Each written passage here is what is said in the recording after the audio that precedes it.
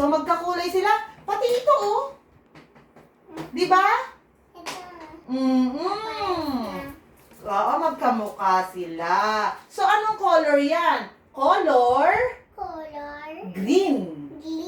Ayun, color green. Oh, magaling naman pala eh. Oh, dito tayo mag-color para mas malaki. Ayan. Sige. Kahit anong gusto mong i-drawing na shape. O, sige, ikaw ang magsusulat. O, sige. Ano ba yung gusto mong i-drawing na shape? Nalalagyan mo ng color green. Ay, gumagawa siya ng circle. Very good. So, ano ang color ulit yan? Anong color nga ulit yan? Oo, ito. Ano nga ulit color yan? Ayun o. Color green. Very good. So, alam na niya yung color green. Eh, asan yung kahawig nitong color?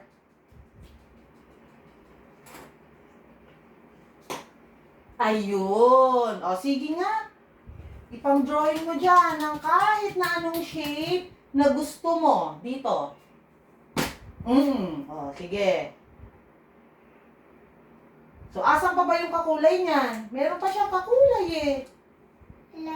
Eto, oh, di ba? Pareha sila. So, ang tawag naman... Ay, oo. Oo nga, parehas. O, dito mamaya na natin gamitin yan. So, anong color ang tawag yan? Low. Yellow. Ayun, very good. So, yung ganitong color pala, ang tawag ay yellow. Very good. O, meron na tayong dalawang color na alam. Ito, anong color to? Color? Ito yun, no? Color? Green. Ay, very good. O, ito. Anong color naman tong second na pinangalanan natin? O, anong color? Yellow. So, may dalawa na tayong alam na color. Yellow and green. O, yan. Hanapin mo nga yung kakulay niyan. Ayan. Di ba magkakulay sila? O, asan yan? Ayun. So, sige nga. Ipang-drawing mo nga dyan. Any shape.